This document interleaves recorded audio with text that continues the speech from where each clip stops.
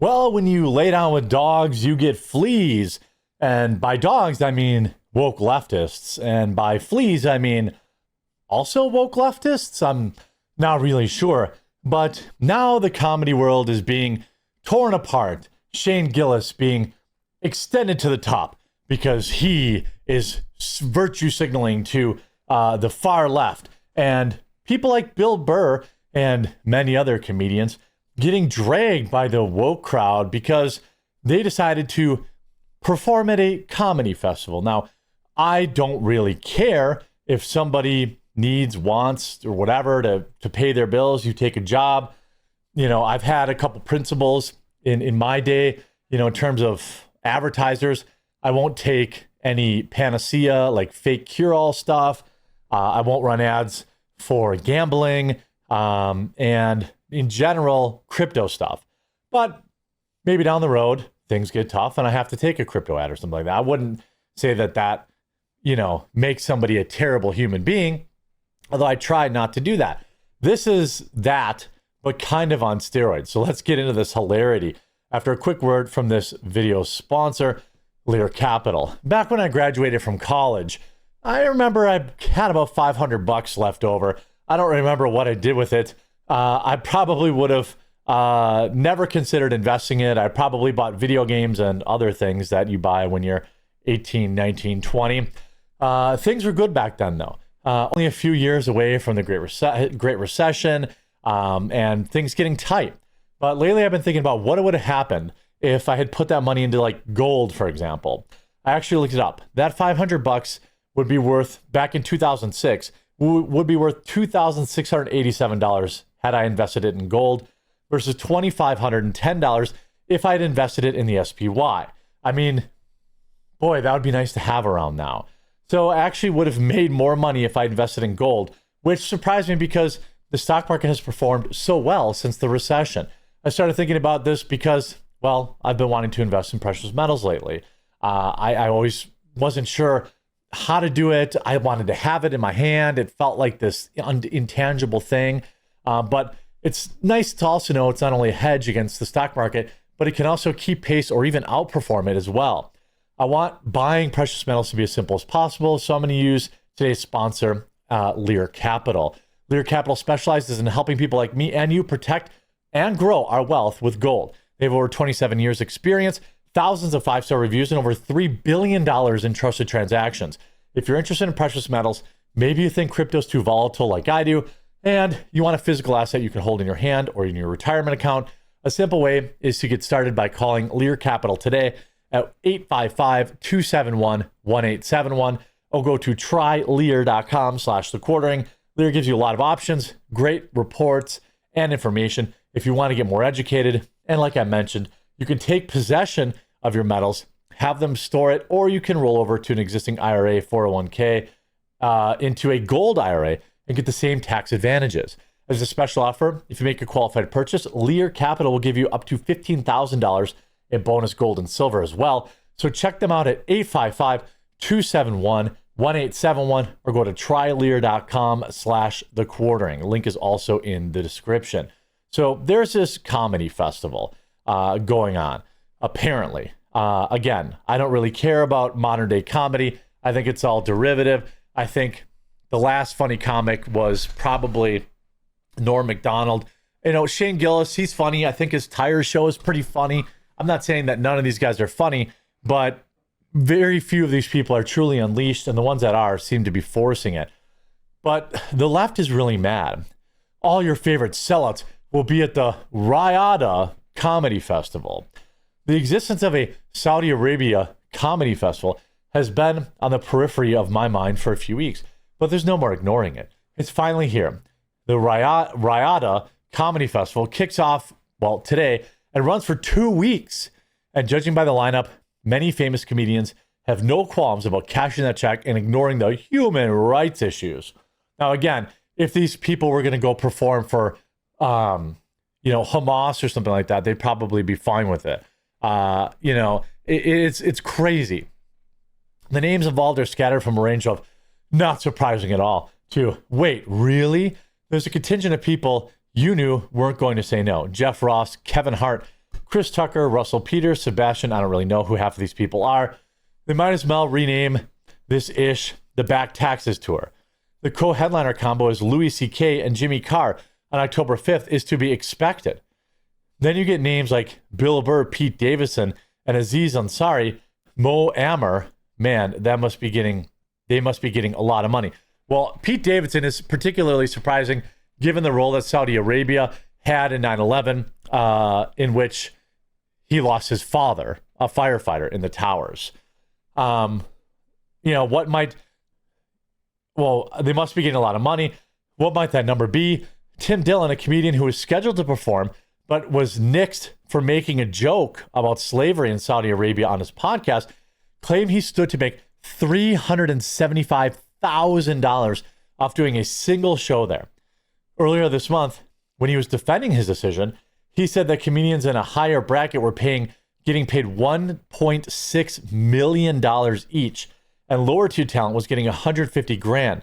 They're paying me enough money to look the other way, Dillon said. Do you understand? Well, at least he's honest about it. I guess. It is blood money, but I guess what money isn't blood money these days?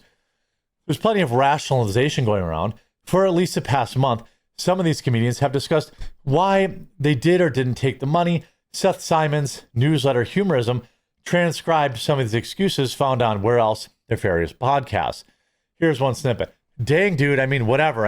All entertainment money is blood money. I agree. DeStefano, blood money, yeah. One way or another, I think so too. With the world the way it is, it's like, that's how I feel. I feel like you're on these rabbit holes, and even if you're like, I was given money by the green initiatives, and then something pops up where it's like, this is a scam, you're giving money, and you try to do the work, blah, blah, blah. Jim Jeffries says one reporter who was killed by their government, I think was Khashoggi, right? If I remember his name. Unfortunately, that's not the hill I'm going to die on. And I don't know the ins and outs of their government. And so when they get the Live Golf, all the golfers go to Saudi Arabia for a king's ransom amount of money. And everyone's like, how dare they go after how they treat people and all this stuff. And people are like, yeah. Then you've got Cristiano Ronaldo goes over there and plays, and he's being paid, and he gets an extra 100, 200 grand every time he kicks a goal as a bonus, 50 grand for an assist. They're rationalizing this. None of these people had any standards anyway. None of these people had any standards anyway, but the left is melting down. Where's this other? Why did I have the wrong article up here? Shane Gillis takes the high road over Bill Burr. Uh-oh, the left is really mad. I'm not sure why I direct most of my ire at Bill Burr over the other comedians attending this Saudi Arabian comedy festival, which include Kevin Hart, Dave Chappelle, Jeff Ross, Bobby Lee, Chris Tucker, Tom Segura, Hannibal Buress, Aziz. They just bought every comedian. It wasn't even close. It's not like I like him the most, or that I'm most disappointed in him. That would be Pete Davidson or Aziz Ansari. I think that it's choosing to accept a huge paycheck to help whitewash the Saudi royal family feels more antithetical to Bill Burr's ethos. Here's a guy who regularly blasts the hypocrisy of both sides of the political spectrum, but apparently doesn't hesitate to take money from a country responsible for egregious human rights violations. Now, again, they don't care about them taking money from Hollywood, which obviously does all sorts of other heinous stuff. So I'm not exactly sure, these people don't, they basically pick and choose what they want to be upset about.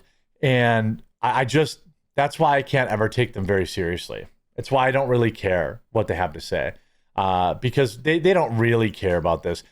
They're doing fake activism. I wonder how many, Saudi people, look, if Saudi Arabia offered me generational money to go over there, like money that I would never have to, I wouldn't have to worry about money again for my family to, I don't know, do a podcast over there, I'd probably take it. I don't know. I don't know what I would do. The thing is, it's so much money. But the thing is, these guys like, Bill Burr, they're already super rich. They can pick and choose where their money comes from. So it's not exactly the same thing. I know I'm kind of making a little excuse for it, but like, this is what you get when you court the wokies. They tell you how you're allowed to make money. I'm sure if they were doing a comedy festival in Israel, people would be mad at them. Or if they were doing a comedy, like, these guys are comedians. Stop thinking that they have any morals or principles, because they don't. They pretend to do it. It's not the paycheck I object to. It's what these comedians are giving the Saudi royal family in return. They're not being paid to be funny. They're not being paid to entertain. They're being paid to make the world forget about their government's atrocities. They are being used as tools of an oppressive regime. Really? You don't have any problem with, for example, Israel paying all this money to fly the exact same people like Bobby Lee, who admitted that he had an all expenses paid trip to Israel paid by them. You don't have a problem with that, but you have a problem with Saudi Arabia. Like, I don't know. Jim Jeffries took a different approach. You don't think our government has an effing bumped people off? I think Jeffrey was bumped off, he said on Theo Vaughn's podcast. I don't think Jim Jeffries is an American, by the way. I thought he was like Australian. It's no different than performing in Israel. Yeah, I agree. It's fake activism. But then, here you have these other comedians who are telling them how they're allowed to make money. And this is exactly what Bill Burr gets. Year, it's the Riyadh Comedy Festival. Oh. And all of your favorite comedians are performing at the pleasure of Turki Al-Sheikh. And he is the head of the entertainment authority over there. And he has so many people thrown in prison because they tweeted stuff he didn't like about. I mean, again, these people would be fine if they were performing in Israel, or they'd be fine if they were performing in the UK where they have digital ID. These people have no real standards, which is why you don't have to care about them. Now, Shane Gillis did have a pretty based response. He said, I'm not doing it, he told the Secret podcast. Then they doubled the bag. So I'm guessing 2 to 3 million. Gillis said, it was a significant bag, but I had already said no. I took a principled stance. You don't 9/11 your friends, he added. Those are the words I would have hoped from people like Pete Davidson, who lost his father in the 9/11 attacks, but not necessarily from the star of Tires. But anyway, here's Zach Woods. I just don't care. Like, stop thinking these comedians are your moral compass, and stop worrying about appeasing the woke left or the woke right, to be honest. You're a comedian, you get paid to perform. Would I perform in Saudi Arabia? I don't know, maybe. I don't know what I would be performing, but they have some fancy hotels. I wouldn't take my wife there. I can tell you that much. And I know there's a lot about that country I don't like. But there's a lot about, Mexico that I don't like, but I might still vacation there, or the Dominican or whatever. So I don't know. These people are all fake frauds. Hope you enjoyed this video. If you did, make sure to leave a like on it. If you haven't yet, please subscribe or follow down below, and we'll talk to you again real soon.